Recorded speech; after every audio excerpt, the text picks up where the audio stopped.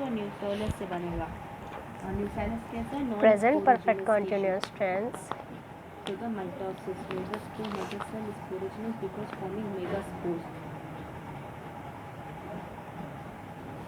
लेकिन एक बात समझ में नहीं आ रही कि वो मेरिस्टेमेटिक सेल जो अराइज होंगे प्लेसेंटा से, उनको ही तो बोला हमने कि वो न्यूसेलस होगा, उनका कोई cell abnormal increase perfect continuous tense. उसको हम बोलेंगे प्रेजेंट परफेक्ट कंटिन्यूअस टेंस में क्या होता है, कोई भी एक्शन या कोई भी कार्य या कोई भी इवेंट पास्ट में स्टार्ट होने के बाद प्रेजेंट में जारी रहता है। हम कह सकते हैं कि प्रेजेंट में कंटिन्यूअस रहता है। This tense is used to describe an action event that has begun in the past and continues into the present.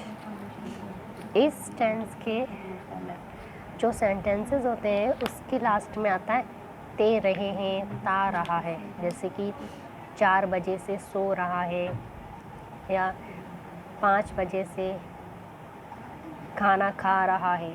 तो ऐसे जो टेंसेस होते हैं उनके जो सेंटेंसेस होते हैं उसके लास्ट में आते हैं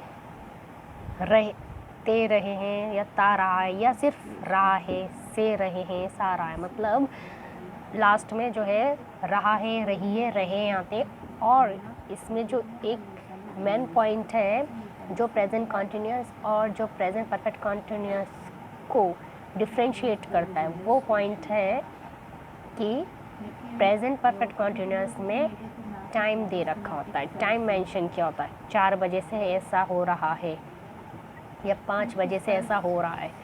और प्रेजेंट कंटिन्यूअस टेंस में टाइम मेंशन नहीं होता है। तो प्रेजेंट परफेक्ट कंटिन्यूअस में हेल्पिंग वर्ब क्या आती है? न्यूसेलस हो गया इंटीग्रमेंट में।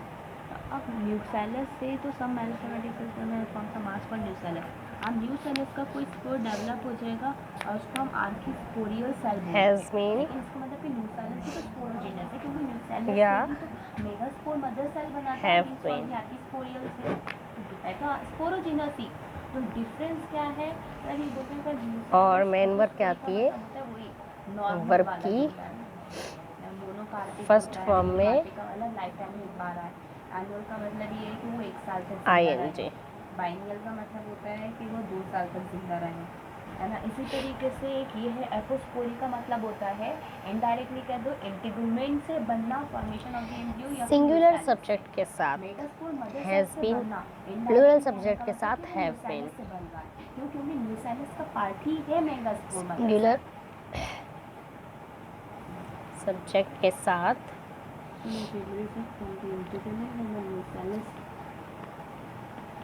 हैज़ बीन, प्लूरल सब्जेक्ट के साथ हैव बीन। अब बताइए स्ट्रक्चर।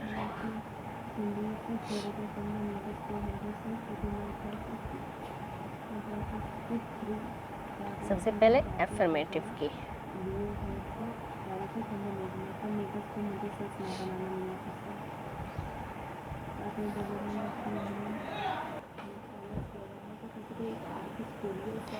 एफर्मेटिव की आगे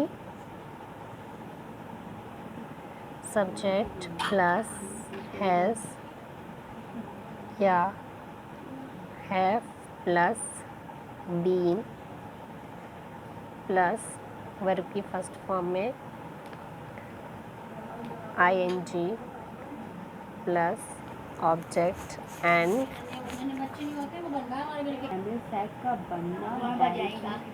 प्लस सिंस या फॉर प्लस टाइम।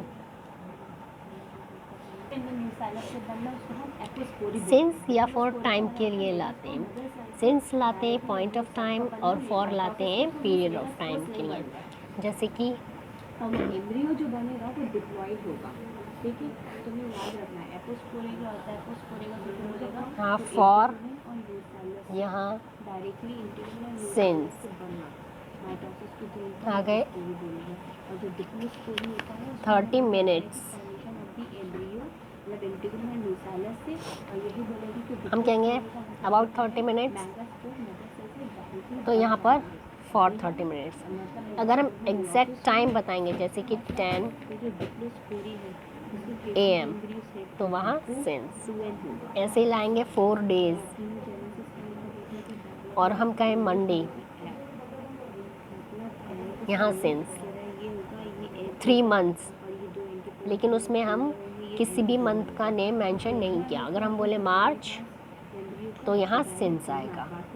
ऐसे ही 2 years, किसी भी ईयर का नेम मेंशन नहीं किया। अगर बोला जाए 2020 तो वहाँ सिंस आएगा। अब आती है negative sentence structure. Negative sentence में सब्जेक्ट प्लस हैज या have plus not been plus verb की फर्स्ट फॉर्म में ING प्लस ऑब्जेक्ट वही सिंस या फॉर प्लस टाइम। अब आती है इंट्रोगेटिव सेंटेंस। एपोगेमी का मतलब होता है कि haploid embryo again just similar to the parthenogenesis because there is also the formation of haploid embryo, यहाँ पर भी हैप्लॉइड एम्ब्रियो किससे डिफरेंस है आपका कि किससे ऑरिजिनेट हो रहा है। पार्थेनोजेनेसिस प्लस सब्जेक्ट लेकिन तुम्हारा प्लस एपोगेमी के केस में बीन एम्ब्रियो का डेवलपमेंट हो रहा है वो भी प्लस वर्ब की हैप्लॉइड सेल से डेवलप हो रहा है, वो भी कौन सा first form ING plus excel का मतलब साइन ऑब्जेक्ट पोलर न्यूक्लियाई हो सकता है, सिंस हो सकता है फॉर या प्लस टाइम। कहता है कि ये जो इंट्रोगेटिव नेगेटिव। पूछा जाएगा कि बताइए एपोगेमी किसके अंदर होता है। एपोगेमी आप बोलोगे टेरिडोफाइट्स के। इंट्रोगेटिव टेरिडोफाइट्स का मतलब होता है कि एम्ब्रियो का बनना, एपोगेमी का मतलब होता है नेगेटिव कि एम्ब्रियो का बनना नॉन एक्सेल साइनोटिक्स हो, पोलर न्यूक्लियाई हो या Has एंटीफॉर्मल सेल्स हो, और एम्ब्रियो कैसा होगा Have होगा, किसके अंदर होता है टेरिडोफाइट्स के अंदर। Plus subject plus not been plus verb की फर्स्ट फॉर्म में ING प्लस ऑब्जेक्ट ठीक है। सिंस या फॉर प्लस अभी कौन सा पढ़ा, एपोस्पोरी टाइम। डिप्लोस्पोरी। अब आते हैं एग्जाम्पल्स। एपोस्पोरी का मतलब होता है कि एम्ब्रियो का बनना, जैसे कि आपको बताया है कि सिंगुलर सब्जेक्ट के साथ हैज़ बीन आता है, प्लूरल सब्जेक्ट के साथ हैव बीन आता है। सबसे पहले हम एफर्मेटिव का एग्जाम्पल लेंगे। जैसे कि कोई सेंटेंस है, वे 2 घंटे से पुस्तक पढ़ रहा है, तो क्या हो जाएगा, he has been reading book. अब यहाँ पर आता है 2 घंटे से। अब 2 घंटे जैसे कि ये आ गया 3 मिनट्स, तो इसमें 3 मिनट्स में यहाँ पर टाइम मेंशन किया, कोई टाइम नहीं, सिर्फ मिनट। यह है पीरियड ऑफ टाइम, यह है पॉइंट ऑफ टाइम। यहाँ पर जो है 2 घंटे से, अब कोई टाइम नहीं बताया कि 3 बजे से या 4 बजे से, तो यहाँ पर हो जाएगा फॉर 2 hours, फॉर 2 hours। ऐसे ही अगर होता वह पुस्तक 2 बजे से पढ़ रहा है या वह 2 बजे से पुस्तक पढ़ रहा है, तो he has been reading book since 2 o'clock। अब आता है निगेटिव में। एक दूसरे नेगेटिव में सेंटेंस ले लेते हैं। हम पुस्तक 2 बजे से नहीं पढ़ रहे हैं, तो क्या आएगा, हम, प्लूरल आ गया, प्लूरल में क्या आएगा, हैव बीन, तो क्या हो जाएगा, वी हैव। लेकिन हमारा निगेटिव है, तो निगेटिव में क्या स्ट्रक्चर है, सब्जेक्ट आ गया वी, हैज़ या हैव, यहाँ पर प्लूरल है सब्जेक्ट तो हैव आ गया। उसके बाद नॉट बीन रीडिंग बुक 2 बजे से, तो 2 बजे से, 2 घंटे से नहीं कहा, 2 बजे से, point of time. We have not been reading book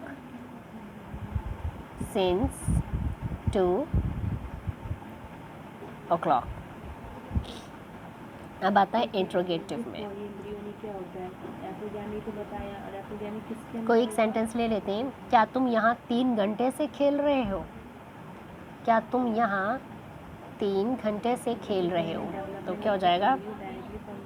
have you been playing here for, या 3 घंटे से फॉर 3 hours। ऐसे ही हम निगेटिव में ले लेते हैं, इंट्रोगेटिव निगेटिव में सेम सेंटेंस। क्या हो जाएगा?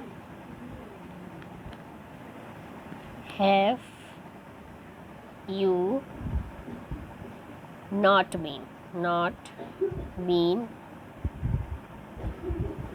प्लेइंग हेयर 3 घंटे से, 3 बजे से, हेयर सिंस 3 o'clock।